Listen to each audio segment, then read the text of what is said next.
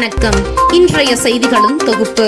சென்னையில் தமிழ்நாடு விசைத்தறி சங்கங்களின் கூட்டமைப்பின் மாநில நிர்வாகிகள் KMDK பொதுச் செயலாளர் ER ஈஸ்வரன் MLA அவர்களை மரியாதை நிமித்தமாக நேரில் சந்தித்து விசைத்தறியை நவீனப்படுத்துவது சம்பந்தமாக மனு வழங்கினர். தமிழக சுற்றுலாத்துறை அமைச்சர் அவர்களை KMDK மாநில இளைஞரணி செயலாளர் சூரியமூர்த்தி அவர்கள் மரியாதை நிமித்தமாக சந்தித்தார்.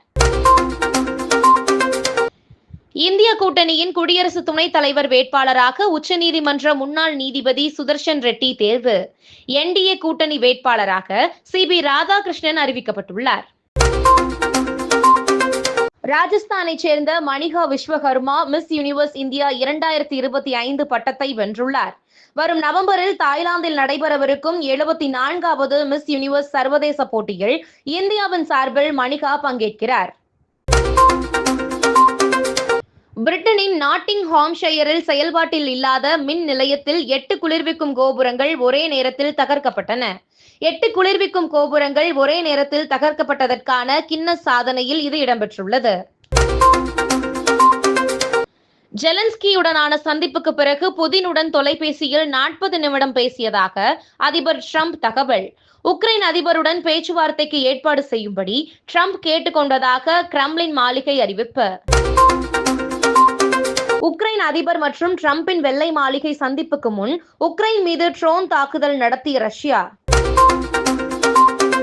KRS அணையின் உபரி நீர் திறப்பு அதிகரிப்பால் ஒகேனக்கல் காவிரி ஆற்றில் பகல் 12 மணி நிலவரப்படி வினாடிக்கு 1.25 லட்சம் கன அடியாக நீர்வரத்து அதிகரிப்பு. காவிரி கரையோர பகுதி மக்களுக்கு வெள்ள அபாய எச்சரிக்கை.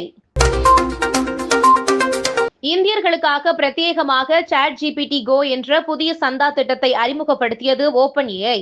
மாதத்திற்கு ரூபாய் 399 என்ற குறைந்த விலையில் கிடைக்கும் இந்த பிளான் பல முன்னணி அம்சங்களை வழங்குகிறது.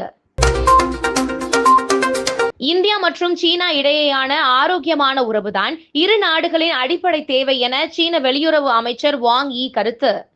இந்தியாவுடன் ஒருமித்த கருத்தை உருவாக்கவும் எல்லை பிரச்சனைகளை முறையாக சரி செய்து இருதரப்பு உறவை வளர்க்கவும் சீனா தயாராக உள்ளதாகவும் பேச்சு. பருத்தி மீதான இறக்குமதி வரிகளை நீக்க வலியுறுத்தி முதல்வர் MK ஸ்டாலின் பிரதமர் மோடிக்கு கடிதம் எழுதியிருந்த நிலையில் வருகிற செப்டம்பர் 30 வரை வரிகளை தற்காலிகமாக ரத்து செய்வதாக ஒன்றிய அரசு அறிவிப்பு. இந்திய பொருட்களுக்கு அமெரிக்கா 50 விழுக்காடு வரி விதித்துள்ளதால் இந்திய ஜவுளித்துறைக்கு உதவியாக பருத்தி மீதான 11 விழுக்காடு இறக்குமதி வரிக்கு தற்காலிக விலக்கு.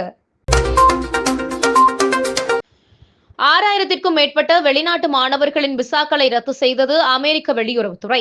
மதுபோதையில் வாகனம் ஓட்டுதல், குற்றச் செயல்கள், பயங்கரவாதத்துக்கு ஆதரவாக செயல்படுதல் போன்ற சட்ட விதிமீறல்களுக்காகவும் பாலஸ்தீனத்துக்கு ஆதரவாக போராட்டம் நடத்திய சில மாணவர்களை குறிவைத்தும் ட்ரம்ப் நிர்வாகம் நடவடிக்கை.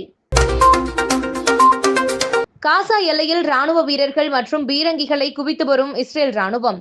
காசா நகர் மீது மிகப்பெரிய அளவில் தரைவழி தாக்குதல் நடத்த இஸ்ரேல் ராணுவம் திட்டம் என தகவல். மருத்துவ மற்றும் ஆயுள் காப்பீடுக்கான GST தற்போதைய 18 விழுக்காடிலிருந்து 5 விழுக்காடாக குறைக்க அல்லது முற்றிலுமாக ரத்து செய்ய நிதி அமைச்சகம் திட்டமிட்டிருப்பதாக தகவல். GST வரி கட்டமைப்பில் செய்யப்படும் மறுசீரமைப்பின் ஒரு பகுதியாக இந்நடவடிக்கை என கூறப்படுகிறது. இத்துடன் செய்திகள் நிறைவடைகிறது. மேலும் இதுபோன்ற செய்திகளுக்கு KMDK லைவ் சேனலை லைக் பண்ணுங்க, ஷேர் பண்ணுங்க, சப்ஸ்கிரைப் பண்ணுங்க.